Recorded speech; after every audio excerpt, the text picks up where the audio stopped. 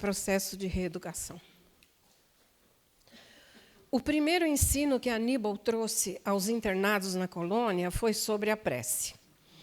Aí a gente fala, que bom, isso eu já sei. Porque antigamente eu fazia prece decorada, hoje o Espiritismo já me ensinou que não, que é uma conversa com Deus.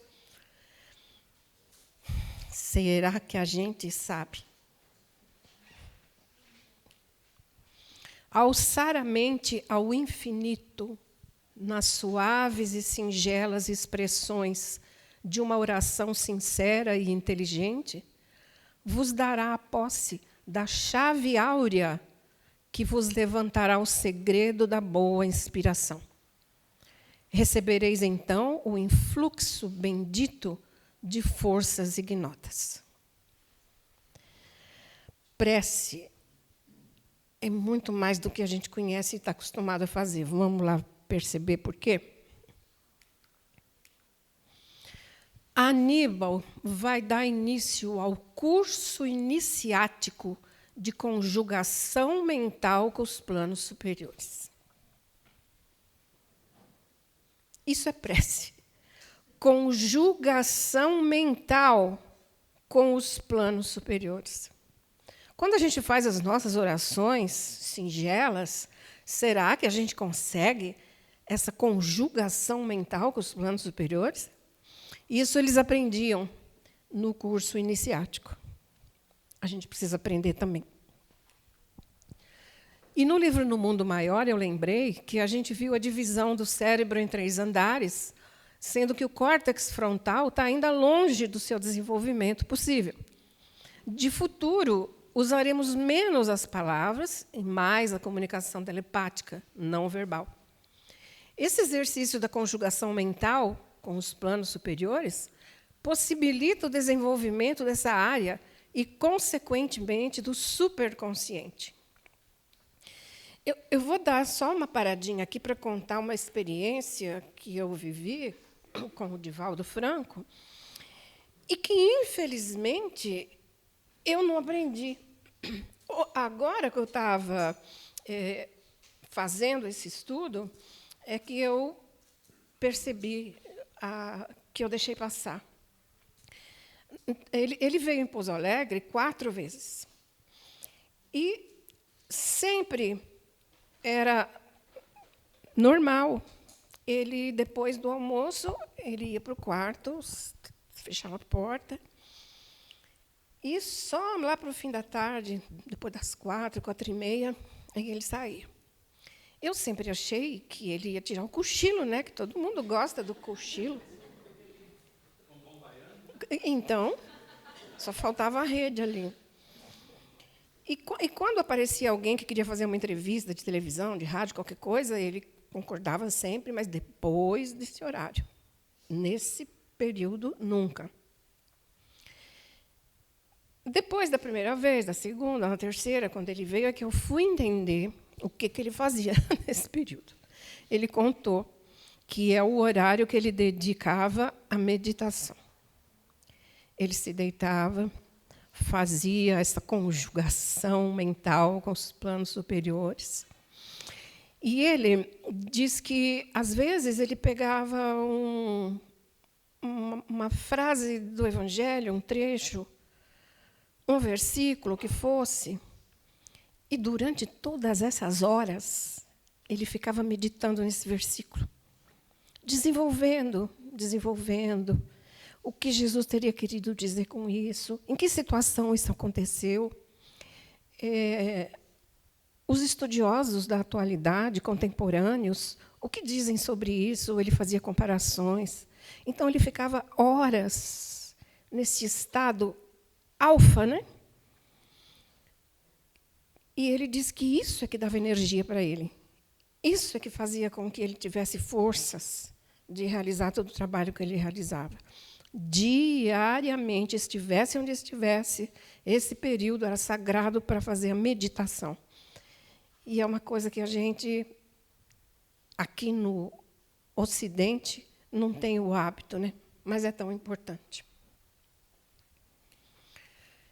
Diz Aníbal que só os magnos conhecimentos das doutrinas educativas expostas pelo excelso catedrático Jesus de Nazaré permitiriam a nós e à humanidade ensejo de reabilitação imprescindível, preparando-nos para uma nova e elevada moral. Então, vamos lembrar que esse Aníbal, olha quem ele era, hein? Ele deve saber bem o que está dizendo. As doutrinas educativas, pelo excelso catedrático Jesus, é que vai possibilitar a nossa reabilitação. Só. Suas aulas agora consistiriam em apresentá-los a Jesus e a seus ensinos, seus passos. E tudo era traduzido em imagens e cenas muito reais, em 3D. 3D naquela época, hoje já deve ser 4, 5D, que os assistentes julgavam participar ali, ao seu lado, dessa trajetória luminosa. Então, esses que estavam na universidade aprendendo com Aníbal, o que acontecia? Aníbal tinha a capacidade de lembrar de uma passagem, de uma situação que ele viveu com Jesus, e isso se estampava numa tela 3D, 4D, e os alunos é como se estivessem ali dentro da situação. Então, por exemplo, esses discípulos aqui, eles se sentiam entre eles, ouvindo Jesus falar, mas tudo estava na mente de Aníbal, que era como que fotografado, né, e colocado na imagem no telão.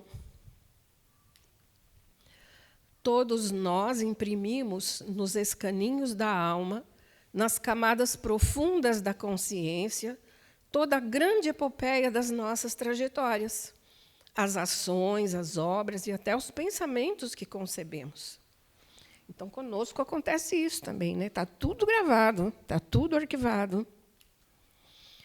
A longa e tumultuosa história de nossas existências encontra-se gravada, assim como a história do globo, onde já vivemos, se acha arquivada nas camadas geológicas e eternamente reproduzida, fotografada, arquivada nas ondas luminosas do éter através do infinito do tempo. Eu coloquei o éter em negrito para perguntar para vocês o que é o éter? Mais alto. Fluido cósmico universal. Tudo que a gente faz, tudo que a gente pensa, tudo que a gente é, está tudo gravado lá, gente. Olha o perigo. O Nazareno, compassivo e amoroso, senhor de poderes psíquicos incalculáveis para nós outros, dono da maior força mental que já nos foi dado conceber, expondo suas formosas lições, criava cenas e corporificava-as, dando aos ouvintes, maravilhados, o esplendor de visões interiores, que o seu pensamento fecundo e poderoso não se cansava de distribuir. Isso é Aníbal falando. A gente sabia disso? Que Jesus, quando falava, os ouvintes, às vezes, tinham visões do que ele estava falando?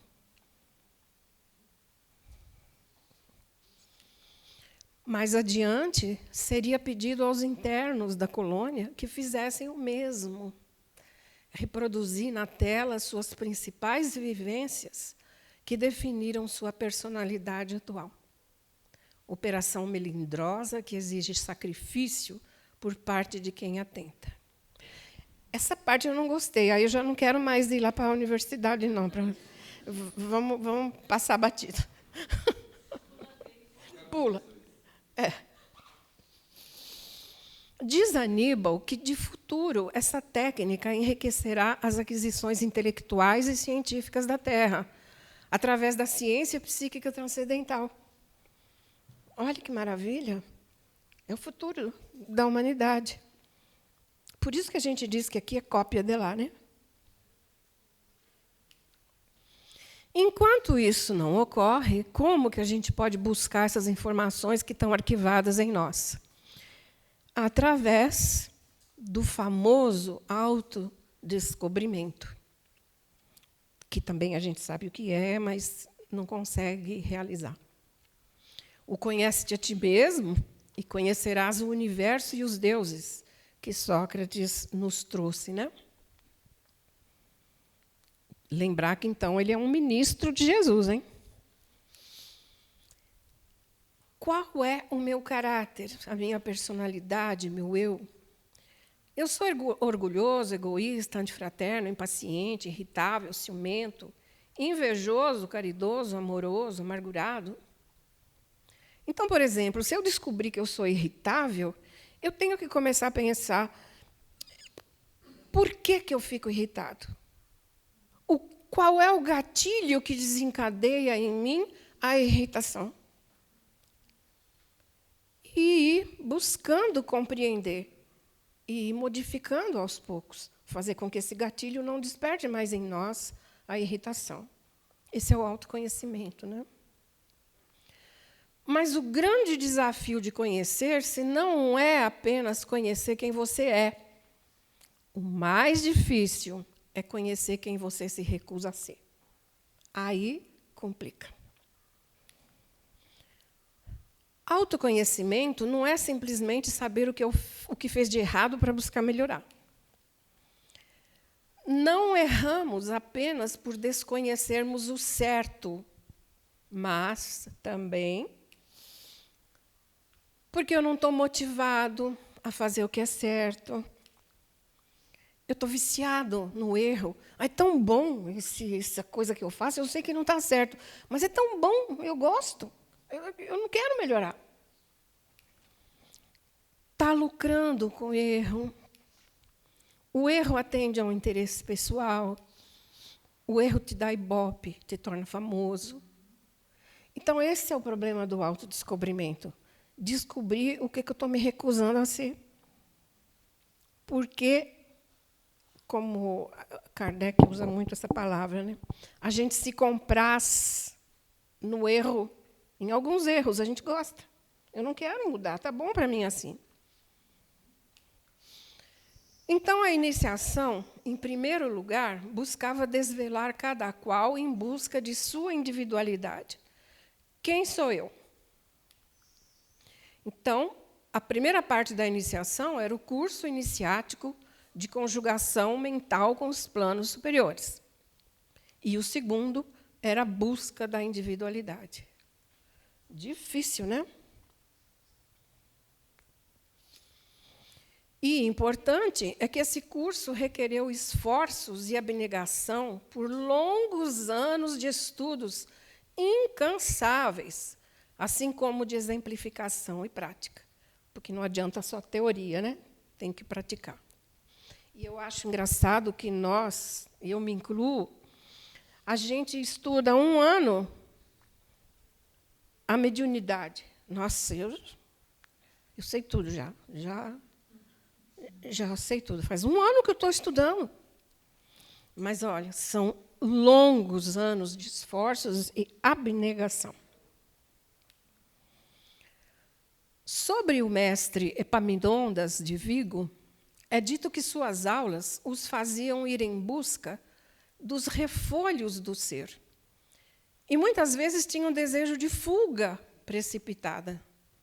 Sair da presença dele e da sua própria, pois essas aulas alucinavam os seus sentidos. A terrível disciplina exigida, igualmente, de antigos iniciados das escolas de filosofia e ciências do Egito e da Índia, era o reconhecimento da inferioridade pessoal para o método da elevação moral pela autoeducação. Dá vontade de fugir mesmo, não dá? Levanta a mão para mim quem leu Memórias do Suicida. Vocês lembram quando chegou a vez do Camilo Castelo Branco, que é o autor, né? Foi difícil para ele, né?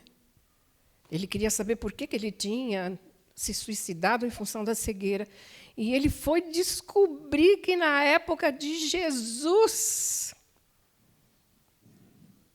ele escolheu Barrabás. E foi um dos que pediu para que Jesus fosse morto. Não dá vontade de fugir, de desaparecer? É terrível você saber quem foi você, o que foi que você fez, os absurdos que você cometeu.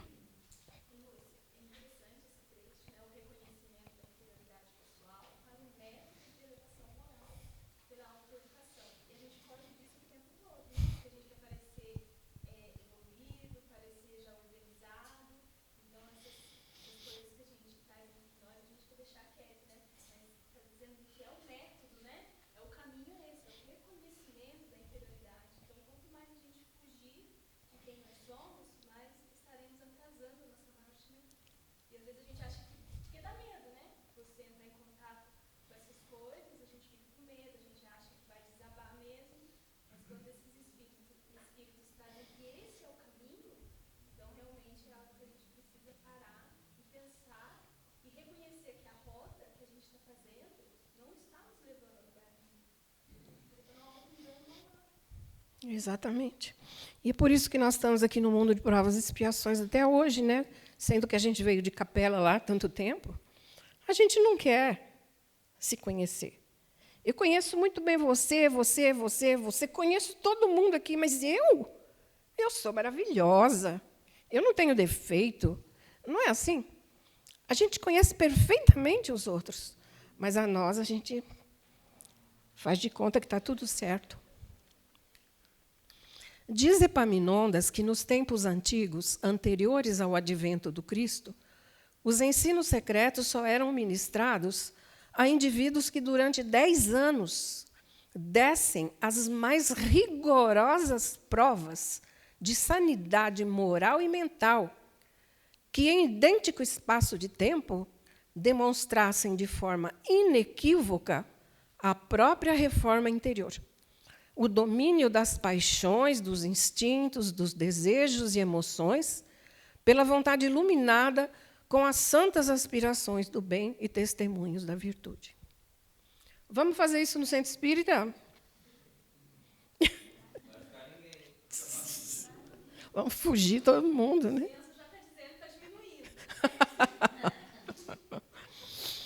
10 anos de rigorosas provas de sanidade moral e mental e reforma interior, de forma inequívoca, não é uma reforminha, mais ou menos, né? Esses eram os iniciados. Com a vinda do Mestre Jesus às sombras da terra e às regiões astrais inferiores, o ensino secreto se popularizou, pois os decretos divinos haviam ordenado que a ciência psíquica fosse dada a todas as criaturas do planeta. Foi o que aconteceu, né? E hoje, com o Espiritismo, então, nem se fale. Além disso, nas aulas de Epaminondas, passaram a estudar a epopeia divina da criação. Assistiram à criação e progressão do globo terrestre, englobando a geologia, a topografia, a arqueologia, a geografia, os dilúvios aterrorizantes e a formação dos oceanos, o advento dos continentes, das cadeias majestosas dos Alpes, Pirineus, Himalaia, os dinossauros monstruosos, a pré-história, o surgimento do homem. A gente fica se perguntando, eles eram suicidas, né? Para que aprender tudo isso? Mas agora a gente faz outra pergunta. E por que nós não estamos aprendendo tudo isso? Não era bom? Para saber quem eu sou? Como é que começou tudo? Como é que foi a evolução? Mas o problema não é igual a gente fazia na escola. É diferente. É 3D, 4D, 5D.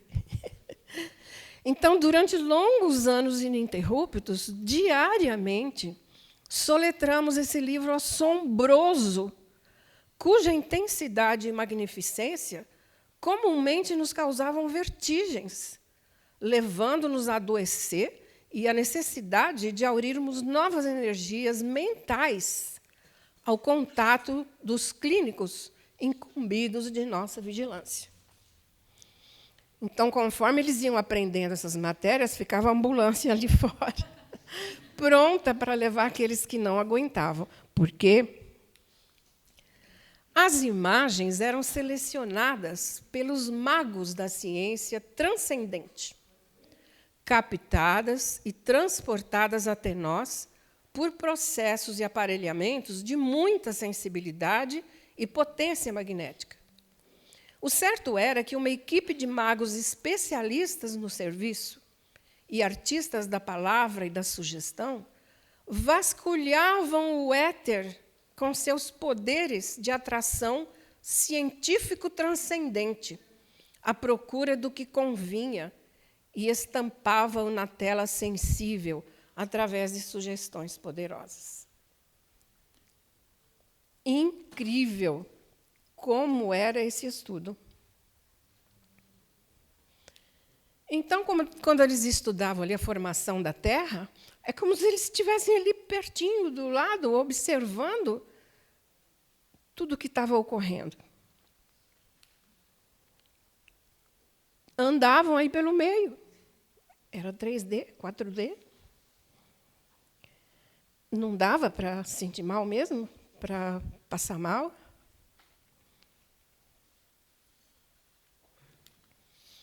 A formação das montanhas, né? Tudo era estudado minuciosamente. Mas Epaminondas de Vigo diz que nenhuma tentativa para o reerguimento moral será eficiente se continuarmos presos à ignorância de nós mesmos. Será indispensável averiguarmos quem somos, de onde viemos e para onde iremos, a fim de que nos convençamos do valor da nossa própria personalidade e à sua elevação moral nos dediquemos. Então, a gente vai e volta, e cai sempre no quem eu sou, de onde eu vim e para onde eu vou. É o mais importante que a gente tem que estudar e reconhecer, né? Sabemos que a necessidade de reeducação moral foi ministrada por Aníbal de Silas. O conhecimento da verdade teórica, conhecer a si mesmo e estar ciente da reencarnação, foi por Epaminondas de Vigo. Mas não basta sentirmos ou sabermos, é necessário pôr em prática o conhecimento. Dessa forma, Souria Omar, o terceiro professor, os levava em caravanas de estudos práticos na crosta terrestre e também nas zonas inferiores, a fim de conhecerem certas particularidades da personalidade humana e auxiliar, né? Eles tinham que praticar tudo aquilo que eles tinham aprendido. Mas, continuando aqui com o quebra-cabeça, vamos voltar para Leon Denis. Quando se evoca o passado, as recordações das religiões desaparecidas, parece, a princípio, que se comprazem nas criptas sombrias da Índia, nos templos subterrâneos do Egito, nas catacumbas de Roma, na meia-luz das catedrais. Todas as grandes religiões tiveram duas faces, uma aparente, a outra oculta. O brahmanismo na Índia, o hermetismo no Egito, o politeísmo grego, o próprio cristianismo em sua origem apresentam esse duplo aspecto. O ensino exterior e público de um lado, interior e secreto de outro, reservado aos iniciados, com caráter científico e filosófico. Mas todos eles se ligam, porque em sua base se encontra uma só e mesma doutrina, transmitida de idade em idade. Isso é maravilhoso. Então, desde o início, quando aqueles grandes mestres vieram trazer as suas mensagens, depois veio Jesus, agora veio o Espiritismo, tudo fala sobre a mesma coisa, a essência é uma só. A forma é diferente, as palavras são diferentes, mas o ensino é o mesmo. Então, desde a infância, os iniciados eram escolhidos e preparados. Os ensinos ministrados eram ciência dos números ou matemáticas sagradas, a teogonia, a cosmogonia, a psicologia e a física. Esse aprendizado era suscetível de causar vertigens aos espíritos mal preparados e, por isso, era reservado aos fortes. Então, aqui vem corroborar, né, o que acontecia também no Vale lá dos Suicidas. Causava vertigens o estudo, de tão forte eram as informações. E desses santuários iniciáticos, né, saiu uma elite de pensadores, cujos nomes se encontram nas páginas da história. Krishna, Zoroastro, Hermes, Moisés, Pitágoras e Platão, todos eles passaram por esse processo, e muitos outros, claro. E a gente vê que, acho que tudo começou ali nos assírios, né? Os babilônios, na Índia, o Bhagavad Gita, o Egito, o Hermes, né, como a gente viu, os grandes filósofos da Grécia. Tudo que eles ensinavam era, porém, circunscrito a uma região e a uma época. Mas com Moisés, Jesus e a doutrina espírita, essas três revelações tiveram âmbito mundial. Por quê? O que mudou? Nós amadurecemos, né? Já estávamos em condições de compreender o mundo inteiro.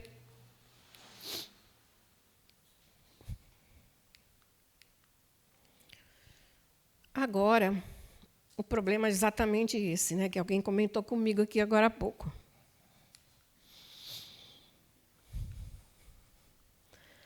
A gente sabe de tudo isso há milênios e milênios, a gente conhece tudo que nós estamos estudando hoje no Espiritismo, que você fala, nossa, que incrível!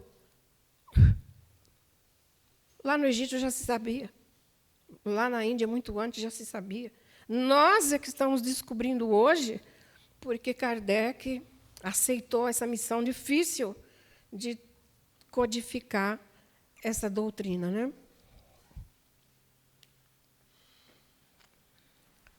E quais são as maiores dificuldades que a gente tem tido, então? Emmanuel fala que nós somos exóticos aqui na Terra, o que significa que a gente veio ou de Capela ou de outro lugar. Mas viemos exilados. Porque se a gente fosse terrícola, né, não estaríamos hoje no nível evolutivo que estamos. Mas, desde que a gente chegou à Terra, como filhos dos homens primitivos, nos tem sido ofertada a possibilidade do crescimento espiritual através do conhecimento da ciência universal e da filosofia transcendental. Faz tempo que a gente sabe disso. Mas está difícil, né, da gente se transformar.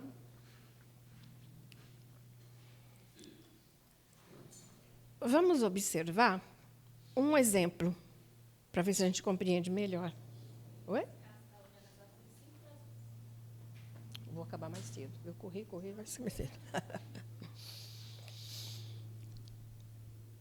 Um exemplo de transformação moral, porque a gente precisa...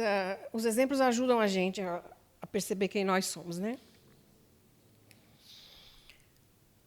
O espírito de Chico Xavier, acho que na sua primeira, eu acredito, encarnação aqui na Terra, ou uma das primeiras, ele foi a faraó, ou faraona, né, que se fala, Hatshepsut, em 1490 a.C. E a gente sabe que todos os faraós tinham que passar pela iniciação. Era lei. Então, além de ser um faraó, né, um espírito assim bem relevante, e depois também voltou no ano de 800 a.C. como Shams, que também foi rainha do Egito. Esse mesmo espírito foi uma sacerdotisa de Delfos, na Grécia, no ano de 600 a.C. Por que vocês acham que a mediunidade do Chico era tão ampla, tão imensa e tão grande? Vocês já ouviram falar nas sacerdotisas, né, dos templos de Delfos? Elas eram os médiuns que todo mundo consultava para saber a resposta dos deuses. Depois, quer dizer, claro que entre um e outro aí deve ter havido vários, mas em 60 a.C., reencarna como Lucina, casada com o general romano Tito Livônio, que era filha, Lucina, né? Era filha de Públio Cornélius Lentulus Sura, que era o avô do Públio Lentulus, mas era também a reencarnação do Públio Lentulus, né, anterior. Então, por 2 vezes, Chico, né, foi filha de Públio Lentulus, quando ele era o avô e depois quando ele retorna como Públio Lentulus. Olha a ligação dos dois, né? Flávia Cornélia, então, filha de Públio Lentulus, isso vai ser 26 depois de Cristo. Clara, na França, em 1150 depois de Cristo, casada com Luís Bouillon, na época das Cruzadas, dos Cátaros. Lucrécia de Colonna, na Itália, no século XIII, foi a mesma época de Francisco de Assis. E depois Joana d'Arrancourt, na França, século XVIII, na época da Revolução Francesa, que também a gente sabe bem essa história, que depois ela foge para a Espanha, né? Camille Desmoulins, que a auxilia nessa fuga. E aí vive um bom tempo na Espanha, até morrer. Aí ela retorna como Joana de Castela, na Espanha, em 1479, filha dos reis católicos, Fernando de Aragão e Isabela de Castela. Era Joana louca. Casou com Filipe o Belo. Por que ela era Joana louca? Médium. Sempre. O Filipe morreu. E ela, apaixonada nele, passou a vê-lo. Claro, ela tinha mediunidade. E todo mundo dizia que ela era louca, porque ela estava vendo morto. E ela passou maus bocados aí, em função disso. Mas aqui a gente vai dar uma paradinha. Tem muita gente que insiste em dizer que Chico Xavier era Allan Kardec. Não, de jeito nenhum. Ele mesmo desmentiu isso várias vezes. Ele foi Ruth Celine. Eu falava Jafé, mas eu vi uma entrevista do próprio Chico dizendo que Ruth Celine era de família judia. E os judeus não falam o PH como F, é P mesmo. Então, é Ruth Celine Japé. Médium de Kardec. Posso contar a historinha? Então, acordem.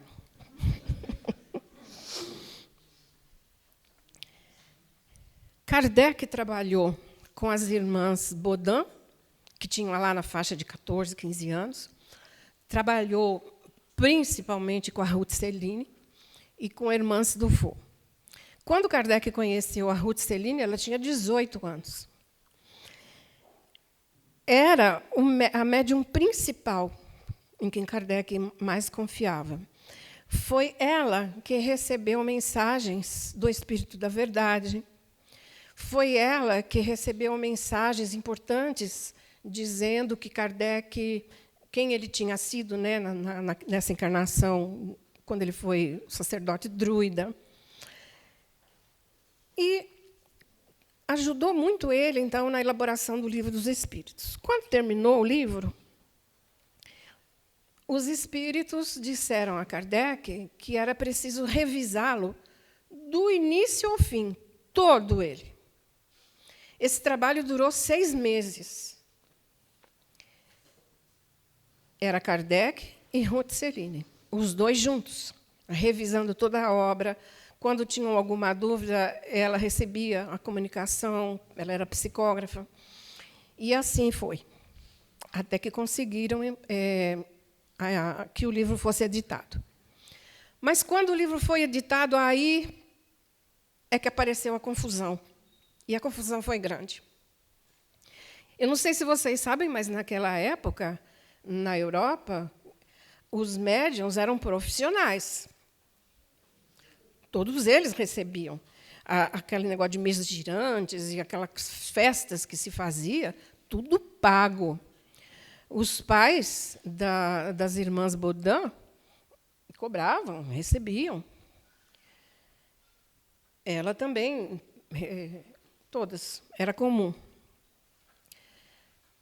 Quando, então, terminou o livro, foi publicado, ela foi ler e percebeu que o nome dela não constava em mensagem nenhuma e que ela também não recebeu nada. Acontece que Kardec também não recebeu nada. Ele, inclusive, mudou o nome, né, colocou um pseudônimo para que o livro não fosse vendido pela fama que ele tinha. Mas ela queria ver o nome dela lá. Ela era profissional, então isso ia ajudar bem ela. E saiu uma briga feia. Vocês já devem ter visto na Revista Espírita que, na Sociedade Espírita Parisiense, Kardec diz que ele foi traído por muitas pessoas. Vocês leram já lá? Ela era uma delas. E ela armou uma confusão muito grande, porque Kardec fez questão de dizer, e olha só que diziam que ele era o bom senso reencarnado, e é muito bom senso, né? Ele disse para ela o seguinte: a doutrina espírita que está sendo lançada agora já vai ser muito difícil das pessoas crerem no que está sendo exposto, porque é tudo muito novo. Mas, se as pessoas souberem que a gente pagou os médiuns, a doutrina não resiste. Porque, se você pagou o médium, como que você vai ter credibilidade no que ele psicografou, se foi pago? Muito bom senso de Kardec. Então, ele bateu o pé, falou: não, não, não. Ninguém vai receber nada, nem eu, nem ninguém. Porque esse é o ensino que os espíritos estão nos passando. E ela chegou às vias de fato lá, e ele disse que, se ela fizesse muita questão, que ela fosse para a justiça, porque ele não iria fazer mais nada. E aí, o que aconteceu? Ela morreu, todos nós morremos um dia, foi para o mundo espiritual e percebeu a besteira que tinha feito. Porque ela era também uma missionária que reencarnou com Kardec com o mesmo objetivo de trazer a doutrina espírita. Era uma missionária. E falhou. Falhou por quê? Por orgulho, por egoísmo? Então, no mundo espiritual, ela determinou para si própria que ela queria voltar, dar continuidade à doutrina espírita, e nunca receber um centavo por nada que fosse através da sua mediunidade. E que iria trabalhar ao máximo esse orgulho que ela tinha para ser o mais humilde possível. E Chico, como é que era? Ele falava que era para tirar o fran, deixar só o cisco. Ele nunca recebeu dinheiro por nada. Quando alguém dava presentes, e ele recebia vários, ele repassava para outras pessoas. Nunca ele ficou com nada. Tem uma história dele bastante interessante, que ele ganhou alguns ternos muito bonitos, de alfaiataria. Ele ficou todo feliz. Opa, agora sim, né? Eu vou ficar bem vestido. Emmanuel, pode dar. Então, eu estou trazendo esse exemplo para a gente pensar em nós. Então, você vê uma pessoa como Chico Xavier, fala, nossa, que espírito, né? Iluminado. Ele tinha uma mediunidade iluminada. Mas ele teve muitos problemas nas vidas anteriores, problemas graves, que ele veio agora conseguir essa reeducação moral que nós estamos propondo aqui hoje.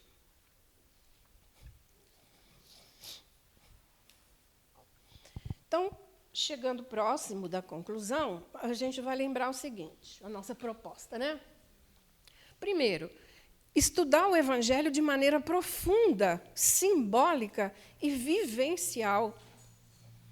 Parábolas, alegorias, mitos devem ser meditados e vividos para despertar o entendimento interno. Por exemplo, quando a gente estudar a parábola do filho pródigo, não adianta só ler, achar bonito e explicar. Não. Tem que analisar como história, mas como caminho iniciático da alma. Porque aquela história é minha também. Eu tenho que fazer aquela meditação que eu falei sobre o Divaldo, de a gente fechar o olho e falar, nossa, eu preciso fazer esse caminho.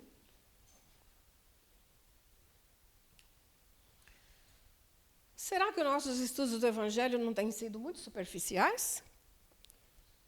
Eu vou ser sincera para vocês, os meus têm. A gente vê muitas pessoas que falam, Lucas, capítulo 4, versículo 2... Eu falo, nossa, que memória, eu não tenho essa memória. As pessoas sabem tudo de cor, mas aplicam e compreendem em profundidade a essência do que está sendo dito ali? Segundo, disciplinas que desenvolvam a ética pessoal, o autocontrole e o desapego. A gente estudar um pouco de filosofia, principalmente Aristóteles, a educação moral, associada com os ensinos de Jesus, psicologia, é importante a gente entender, e meditação. É um pacote que a gente tem que fazer.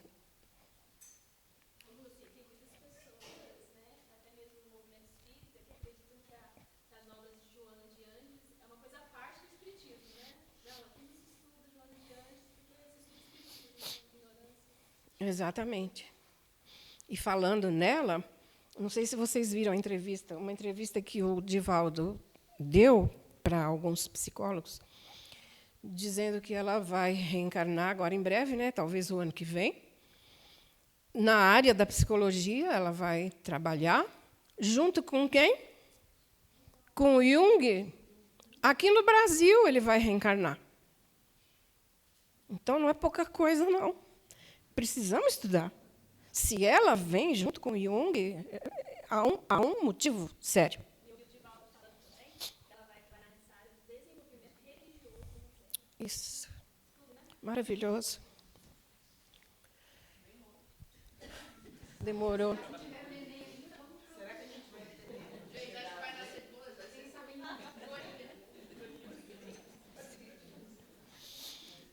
O terceiro ponto seria a vivência do amor e da compaixão. Mas isso é uma prática diária, né? A gente tem que ame com ações, não só palavras. É difícil. A gente às vezes fala, eu te amo, mas as nossas ações não demonstram muito esse amor. Demonstre carinho com gestos simples, ouvir com atenção, oferecer ajuda, estar presente nos momentos difíceis. Praticar o amor sem condições, que não exige nada em troca. Desenvolver a compaixão, começando por você. Seja gentil consigo mesmo. Aceite seus erros como parte do aprendizado. A autocompaixão é o solo fértil de onde nasce a compaixão pelos outros. Pratique a empatia. Tente ver o mundo pelos olhos do outro. Pergunte-se o que essa pessoa pode estar sentindo antes de julgar. Mas a gente adora julgar, né? Sem saber de nada. Cultive o perdão. Guardar mágoas é um veneno que consome por dentro. Perdoar não é esquecer, é libertar-se da dor para seguir com leveza. Esteja presente. Amor e compaixão florescem quando você está realmente ali. Corpo, mente e coração. Desligue-se do automático e conecte-se ao agora. Isso aí, acho que foi antes do celular, né? A gente que dirige, desculpem, mas como é difícil. Você tem que parar na faixa de pedestre, tá certo? Eu paro. Aí o pedestre está assim com o celular. E você esperando ele ver todas as notícias do dia para poder atravessar. É complicado, né?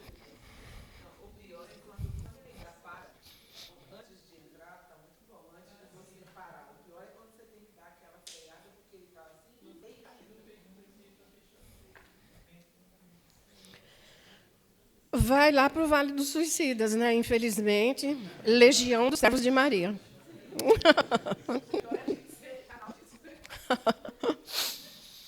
Pratique o silêncio e a escuta. Ouvir com o coração é um dos atos mais compassivos que existem. Sirva desinteressadamente. Ajudar sem esperar reconhecimento ou retorno expande o coração. Mesmo pequenos atos de bondade criam ondas de compaixão. E inspire-se nos exemplos de amor maior. Estude e medite sobre a vida de pessoas como Jesus, Francisco de Assis, Buda, Teresa de Calcutá. Reflita como eles agiriam nessa situação. E medite sobre o amor. Meditações ajudam a desenvolver sentimentos sinceros de amor por todos os seres. Faça do amor um propósito de vida.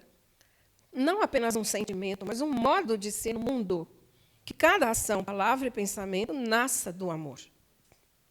Acho que é por isso que o mundo está hoje do jeito que está, né? Porque é muito raro a gente achar alguém que consiga realizar essas coisas.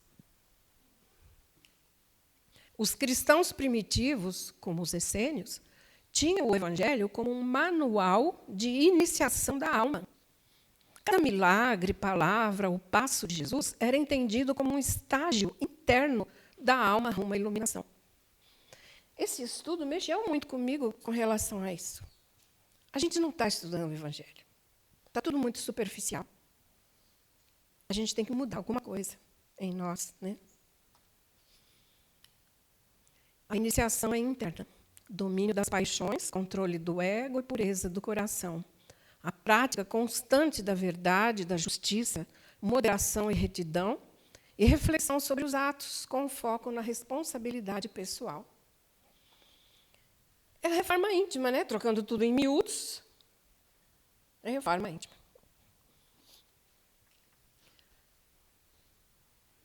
Isso está sendo dito desde a codificação. Mas agora chegou mesmo. Agora chegou. Não temos mais tempo.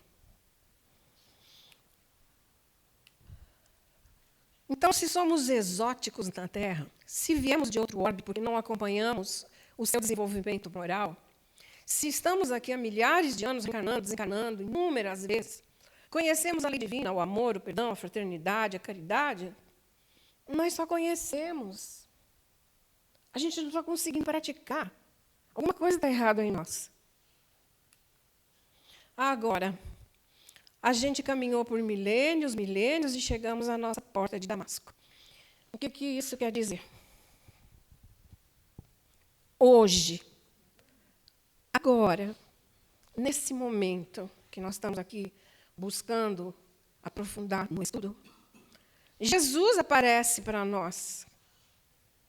Ele está ansioso para que a gente retorne ao caminho do bem, do qual a gente se afastou há tanto tempo.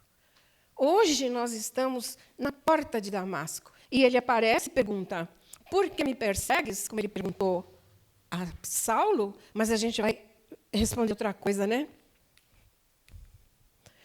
Não perseguimos, Senhor, mas também não lhe seguimos. Então, fica para a gente refletir. Agora eu preciso da Andresa. Hã? E porque a vovozinha aqui é difícil. Está vendo que não foi?